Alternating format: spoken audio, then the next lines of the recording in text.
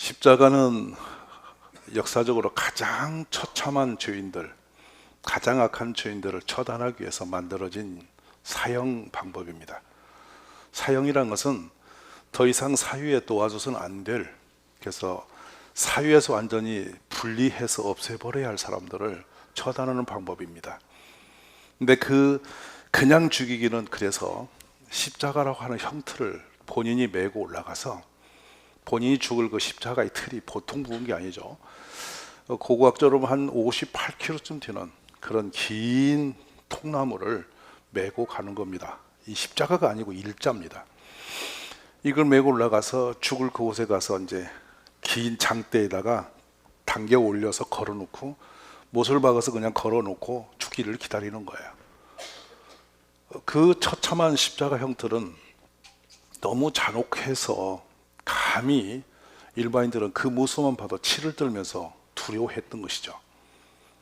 근데 십자가에 매인 우리 주님도 이 매달린 채로 몸의 무게를 이기지 못해서 굽어져 내려오면서 이 갈비뼈가, 가슴뼈가 오골초임으로 숨이 막혀가니까 헉헉헉 하시면서 그렇게 운명하셨을 거다, 틀림없다, 그렇게 죽는 거니까. 근데 또 삶을 마저 확인해서 뼈를 꺾고 거기다 창을 찔러서 피 한 방울 물 한 방울 없도록 쏟아버리는 완벽한 죽임을 하는 게 십자가의 형벌입니다. 그래서 우리 예수님은 골고다 올라가시는데, 골고다는 언덕으로 헐벗어 있는 것처럼 생각하시는데 사실은 지금 예루살렘의 그 성전이 있는 바로 옆에 골목입니다. 거기는 지금도 우리가 언덕으로 해서 성기순례 가시면 가시는데 그게 정 위치인지 아닌지는 잘 모릅니다. 하지만 어쨌든 그곳은 사형장이었고 히브리 말로 골고레트라는 언어에서 나온 곳입니다. 그 뜻은 해골입니다. 그래서 벗겨진 머리를 상징하는 그 처참한 곳, 그래서 골고다는 듣는 이들이 섬찟했던 곳이죠. 예수님은 그곳에서 죽임을 당하셨습니다. 오늘 본문은 예수를 끌고 골고다라 하는 곳에 이르러 이렇게 되어 있어요.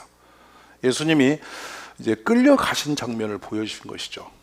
왜냐하면 죄의 값으로 형벌을 당하시는 모습입니다. 오늘 이 장면에 예수님이 끌려가신 장면이 바로 우리가 가야 할 길이었습니다. 예수님이 길이 아니고 우리의 길이었습니다. 근데 예수님이 대속하셨다는 것은 우리가 가야 할 그 길을 예수님이 대신 가신 겁니다. 요한 19장 11절에 그들이 예수를 맡음에 예수께서 자기의 십자가를 지시고 해골이라 하는 곳에 나아가니 히브리 말로는 골고다였더라 이렇게 되어 있습니다. 즉 주님은 우리의 죄 때문에 그렇게 죄 없으신 분이 그 죄값을 짊어지시고 골고다에 끌려 가셨습니다. 그래서 해골이라는 곳에 이르러 거기서 예수를 십자가에 못 박고, 고고학적으로 찾아보니 11.8cm의 못입니다. 어느 정도냐면 사각형 못으로 뚜껑이 되게 큰 못인데 이 손바닥이 아닌 손목에다 박았다 합니다. 왜냐하면 손바닥은 찢어지기 때문에 그 시신이 떨어지지 아니하도록 이 팔목에다 박아서 걸어버렸다는 것이죠. 그러니까 많은 피도 흘리고 고통은 훨씬 컸을 거라는 것입니다. 그러니 예수님은 거기다 발을 추어 올려서 발 중앙에 또 대못을 박았으니 예수님이 이 박힌 모습은 처참했을 겁니다. 그렇게 박아버린 채 끌어올려서 예수님을 걸었으니까요. 이 고통이야말로 예수님 한 분이 당한 것은 아니지만 어마어마한 고통이었을 겁니다. 근데 그 모든 고통과 저주는 누구의 몫이었냐면 우리가 받아야 할 몫이었습니다.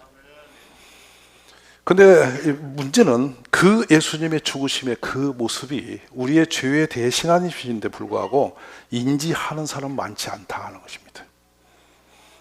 가장 교회가 안 좋은 교회는 십자가의 정신이 없어진 교회입니다. 성도 중에 가장 불량한 성도는 십자가의 의대를 모르고 사는 사람입니다. 우리가 뭐 봉사한다, 충성한다, 내 믿음 세웠다, 기도한다, 별걸 다 해도 십자가 정신과 등을 지면 그 사람은 변절자입니다. 우리 기독교는 십자가를 통해서 주님 하나님의 사랑을 전하는 것입니다. 십자가는 메고 싶지 않은 것이죠. 너무 괴로운 거예요.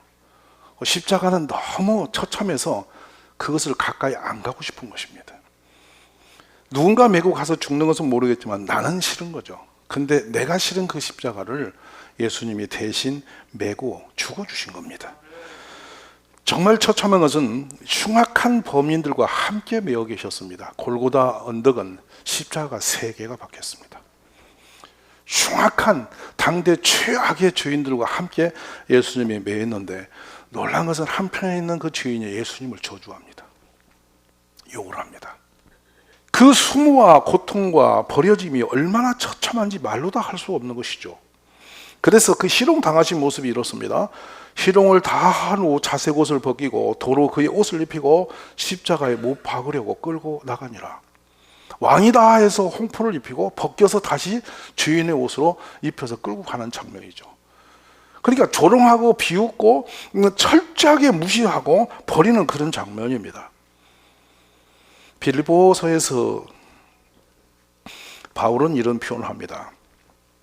그는 근본 하나님의 본체시나 하나님과 동등됨을 취할 것으로 여기지 아니하시고 오히려 자기를 비워 종의 형체를 가지사 사람들과 같이 되셨고 사람의 모양으로 나타나사 자기를 낮추시고 죽기까지 복종하였으니 그 십자가에 죽으심이라. 아멘입니까? 이 땅에 인간으로 올 수 없는 전능하신 분이 인간의 모습으로 오신 것도 저주입니다. 그것도 말로 할 수 없는 비하입니다. 그런데 오셔서 사람의 모양으로 자기를 낮추시고 죽기까지 복종하여 십자가에서 이미 죽어버리신 분입니다. 바로 그분이 우리를 살리신 예수님이십니다.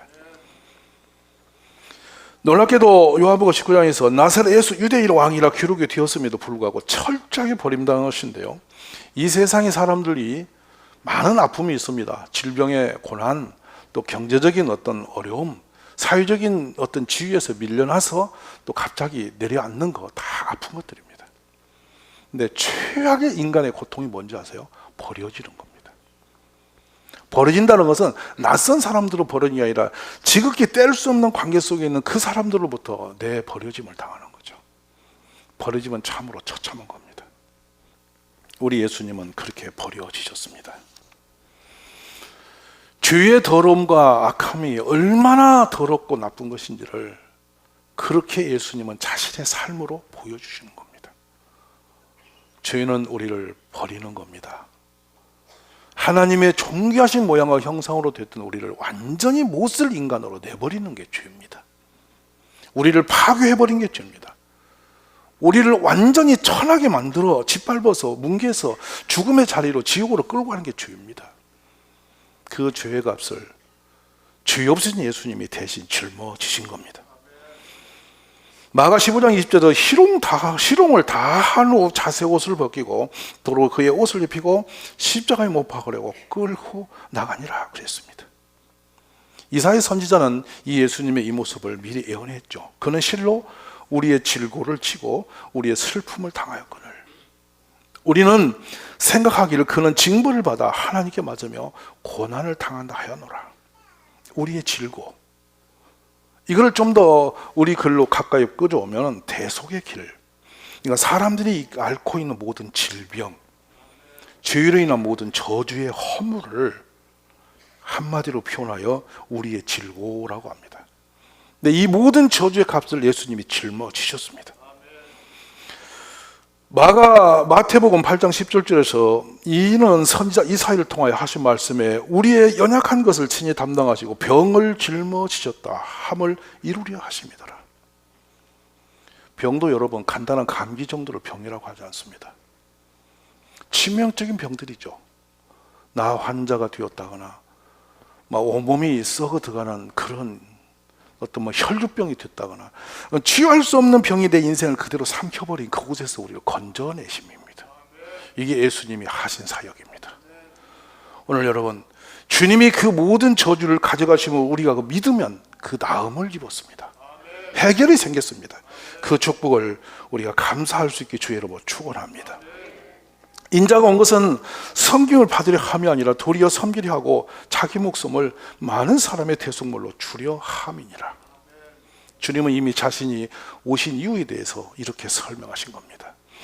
우리의 죄값으로 죽어야 할 그곳에 당신을 내어주려고 오신 분입니다. 갈라디아 3장 13절입니다.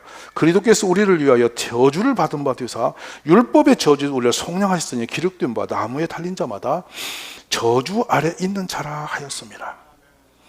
하나님이 죄를 알지도 못하신 그리스도에게 우리 죄를 대신 지우신 것은 우리가 그리스도 안에서 하나님에게 의롭다 인정받도록 하기 위한 것이었다. 고린도후서 5장 21절의 말씀입니다. 오늘 우리는 예수님이 맞음으로 나음을 입었습니다. 두 번째로 슬픔을 당하셨다라고 했는데요, 왕이 나를 대신하여 당하신 순환의 모습입니다. 그래 간골한 표현을 썼는데요, 이거는 인간의 내적과 위적인 슬픔을 그대로 담아낸 것입니다. 우리의 모든 슬픔을, 내가 지고 가야 할 슬픔을, 왜 슬픈 것이죠? 왜 우리는 슬퍼하는 것입니까? 여러분, 슬픔은 다양한 조건에서 오는 것인데 내가 너무 그것을 감당할 수 없는 상황이 되면 그냥 눈물로 슬픔으로 터뜨리는 것입니다. 그 슬픔을 우리 예수님이 짊어지셨다는 겁니다. 지나가는 자들은 자기 머리를 흔들며 예수를 모욕하여 이르되 성전을 헐고 사흘에 짓는 자여, 너가 만일 하나님의 아들이거든 자기를 구원하고 십자가에서 내려오라. 그럼에도 불구하고 모든 사람들이 예수님을 조롱하고 있습니다. 그 누구도 예수님을 위로할 자가 없었던 것이죠. 한없이 처량하고 한없이 슬퍼진 우리 주님입니다. 끝없이 멸시당하고 조롱당하는 주님이십니다. 그래서 성경은 더 이어갑니다. 그가 찔림은 우리의 허물 때문이요 그가 상함 우리의 죄악 때문이라. 그가 징계를 받음으로 우리는 평화를 누리고 그가 채찍에 맞음으로 우리는 나음을 받았도다 그랬습니다. 찔렸다. 찔림은 여러분 말로도 찔림을 받고 직접 날카로운 무기로 찔림도 받는 겁니다. 우리는 세상 살면서 너무 많은 찔림 속에 아파서 합니다. 아파서 지르는 소리입니다. 근데 예수님이 그 찔림의 모든 아픔을 짊어지셨다는 겁니다. 가시면류관으로도 찔리셨고 창으로도 찔려서 물 한 방울 피 한 방울 없이 쏟으신 분이 예수님이십니다. 나가서 우리 허물을 얘기하십니다. 허물이 뭐냐? 배신당한 것입니다. 배신. 세상에 버려짐과 배신은 좀 유사성을 갖는데 가장 사람들이 힘든 것이 뭔지 아세요? 사별보다 아픈 것이 버려짐, 또 배신당함입니다. 종종 우리가 이혼을 말하죠. 그렇게 나를 위해서 살겠다고 다짐했던 사람과 이제 헤어질 때 그냥 헤어집니까? 그냥 우연히 헤어지는 건 아닙니다. 너무 많은 배신감을 느낄 때 사람은 등을 돌리죠. 그런 배신당함이 우리 예수님을 향해서 있었습니다. 바로 우리가 죄로 인해서 만져가고 있는 모든 것들이 거기 있는 것입니다. 그리고 징계를 받았습니다. 주님이 징계를 받았다는 것은 우리가 받을 형벌을 주님이 다 받으셨다는 뜻입니다. 여러분, 내 한 사람의 죄값을 치르는 것도 얼마나 어려운지 아세요? 양심의 아픔도 얼마나 큰지 아세요? 근데 우리 예수님은 온 인류의 모든 더러운 죄의 값을 당신의 연약한 육체에 다 쏟으신 거예요. 그래서 주님은 겟세마네 동산에서 기도하셨습니다.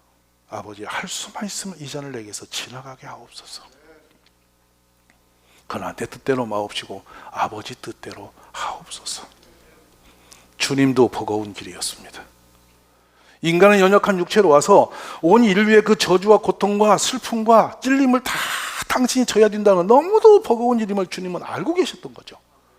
짊어져야 할 길이었고 가야 할 길이었지만 너무도 그게 아파서 할 수만 있거든 이 잔을 내게서 지나가게 하옵소서.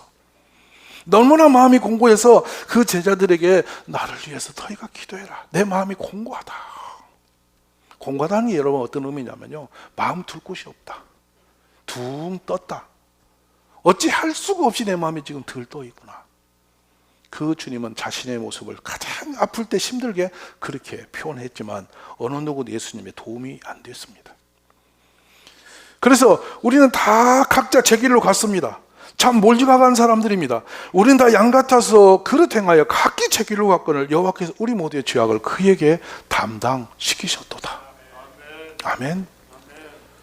여러분, 이 몰지각함, 몰인정함이라는 게 얼마나 처량한지 아세요? 예수님이 저렇게 처참하게 그 죽음으로, 당신의 죽음으로 모든 것을 다 안고 가셨으면 우리는 다시는 그 길에 서지 않는 것이 도리가 아니겠습니까? 막연하게 그냥 내 생각대로, 내 감정대로, 내 머리에 스쳐가는 대로, 내 입에 나오는 말대로 쏟아놓고 사는 것이 크리스찬이 사는 방법 아닙니다.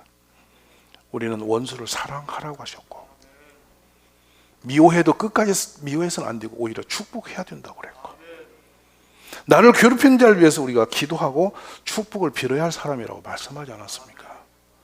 여러분은 얼마나 많은 사람을 용서해 보셨나요? 얼마나 비참한 사람, 버려진 사람을 안아보셨나요? 나를 욕하고 나를 괴롭히는 사람을 위해서 기도하고 축복하신 적은 있으신가요? 만약에 그런 일이 단 한 건도 없이 같이 욕하고 같이 혈기 오르고 같이 등을 돌렸다면 예수님과는 상관이 없는 사람이 됩니다. 막연하게 입으로 예수 믿는다고 하지 말고 삶으로 믿음을 표현하셔야 됩니다. 그래서 우리가 받은 은혜를 헛되이 하지 마라 그런 겁니다. 오늘 십자가 예수님을 돌아보면서 우리가 다시 한번 그 길에 서기를 주의 이름으로 축원합니다. 그가 곤욕을 당하여 괴로울 때에도 그의 입을 열지 아니하였으며 마치 도수장으로 끌려가는 어린 양과 털 깎는 자 앞에서 잠잠한 양같이 그의 입을 열지 아니하였다.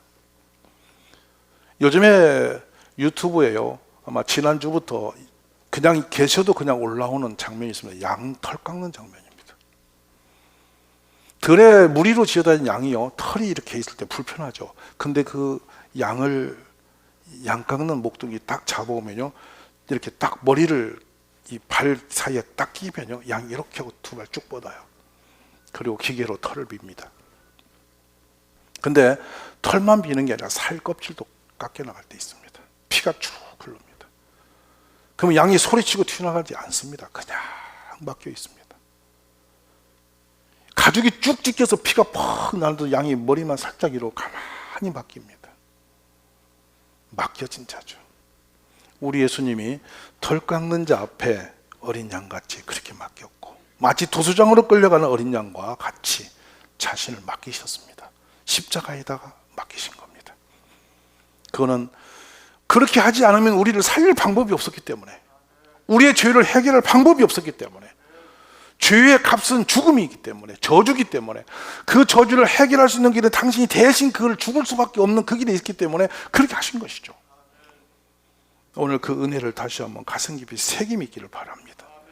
그가 곤욕을 당하면서도 침묵을 지켰으니 도살장으로 끌려간 어린 양과 털 깎는 사람 앞에서 잠잠한 양처럼 그의 입을 열지 않았다. 어떤 변명도 어떤 이유도 없이, 보라, 세상 죄를 지고 가는 어린 양의 하나님의 어린 양이로다, 그 죄짐을 지시고 말없이 가셨죠. 여러분, 조금 누가 불편하면 얼마나 여러분 입을 열어서 거친 소리 많이 합니까? 조금 기분 나쁘면 얼마나 여러분은 이곳저곳에 대고 입을 열어서 소리를 내고 있습니까? 만약에 우리 죄를 정죄하고 우리의 허물을 드러내서 한 번 더 까발리게 한다면, 예수님이 보시는 장면으로 펼쳐놓는다면 우리의 죄는 끝도 없을 겁니다. 근데 우리는 나에게 좀 불편하면 거기다가 거품을 올고 모든 걸 더 흉악한 사람으로 더 그림을 그리면서 대항하지 않습니까? 우리의 참된 크리스찬이라면 그걸 멈춰야 됩니다. 나를 괴롭히는 자를 축복하고 나를 욕하는 자를 여러분이 사랑으로 감싸는 것이 크리스찬의 삶입니다. 악을 악으로 대하고 우리가 그렇게 대한다면, 원수를 원수제끼를 대한다면 우리는 크리스찬이 아니라는 것이죠. 아버지께서는 나를 아시고 내가 아버지를 아는 것 같으니 나는 양을 위하여 목숨을 버리노라. 내가 내 목숨을 버리는 것은 그것을 내가 다시 얻기 위함이니 이로 말미암아 아버지께 나를 사랑하시느니라. 이를 내게서 빼앗는 자가 있는 것이 아니라 내가 스스로 버리노라.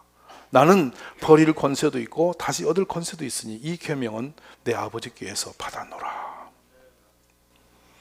오늘 예수님이 가신 이 길을 생각하면서 우리가 삶의 우리의 모습이 십자가로 다시 돌아가기를 주의 이름으로 축원합니다.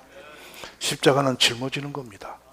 욕하면 짊어지고, 나를 배신쳐도 짊어지고, 아파도 짊어지고, 저 사람이 편해질 수 있다면 내가 다 그걸 안고 가는 거, 이게 십자가입니다. 나 때문에 나를 욕하고 당신이 시원해진다면 욕하십시오. 나를 짓밟고 당신이 좋아질 수 있다면 짓밟으십시오. 그냥 다 내가 맞아줄게요, 다 짊어져 줄게요, 당신 하고 싶은 대로 해보세요, 그것이 자유라면 하십시오. 이게 십자가입니다. 저는 교회 문 앞에 하나의 우리 메시지를 걸려고 생각합니다. 우리는 낮은 곳에서 낮은 곳을 바라봅니다. 이 동열교회의 철학입니다. 낮은 곳을 늘 보면서 낮은 곳을 향해 살았습니다. 여러분, 그 눈이 축복의 눈입니다. 그 길이 복된 길입니다. 그게 좁은 문 좁은 길입니다. 그렇지만 그곳에 예수님이 가신 길이 있는 것입니다. 끝으로 여러분, 22절 3절 보면 예수님을 끌고 해골터로 알려진 골고다에 가서 모략을 탄 포도주를 마시라고 예수님께 드렸으나 받지 않으셨다. 잠언 31장 6절에 독주는 죽게 된 자에게, 포도주는 마음에 근심하는 자에게 줄지어다. 위로하는 것인데 이거는 조롱하는 의미로 예수님께 밀었던 것이죠. 예수님은 그걸 거절하셨습니다. 오순절에 베드로는 그 설교 속에서 이런 예수님 모습을 표현합니다. 이 예수님은 하나님이 미리 아시고 정하신 계획에 따라 너에게 넘겨줬는데 너희가 악한 사람들의 손을 빌어서 그분을 십자가에 못 박아 죽였다. 근데 하나님께서 그를 사망의 고통에서 풀어 살리셨으니 이는 그가 사망에 매여 있을 수 없는 분이다. 그러나 하나님께서는 예수님을 죽음의 고통에서 풀어 다시 살리셨고, 그것은 예수님의 죽음에 붙들려 계실 수 없는 분이기 때문이었다. 바로 주님은 십자가에서 그대로 무너진 분이 아니라 죽음을 이기셨습니다. 그리고 구원의 문을 활짝 여셨습니다. 누구든지 예수님의 이름을 부르는 자에게 구원의 문이 열렸습니다. 그리고 예수 외에는 구원이 없습니다. 천한 만민 중에 구원받을 이름을 이 땅에 주신 적이 없습니다. 어떤 종교도 어떤 인간의 행위도 구원은 없습니다. 이 세상에는 수많은 종교와 신적 역사들이 가득한 세상이 가득합니다. 그러나 어떤 곳에도 우리의 구원이 없습니다. 우리의 죄를 대신하는 신도 없고, 우리를 살리는 신도 없고, 우리를 저 영생까지 끌고 갈 수 있는 신도 없습니다. 오직 예수님밖에 없습니다. 그 주님이 우리를 구원해내신 것입니다. 이 예수님을 찬양하며 기뻐하시기를 바랍니다. 이제 더 이상은 우리들이 하나님 아래서 저주가 없습니다. 여러분, 저주가 얼마나 무섭고 죄가 얼마나 더러운지 아십니까? 나는 지금 온전한 사람일까요? 십자가의 은혜를 내가 받은 사람일까요? 천국에 이제 우리가 소망 가운데 예수님의 은혜를 받은 사람일까요?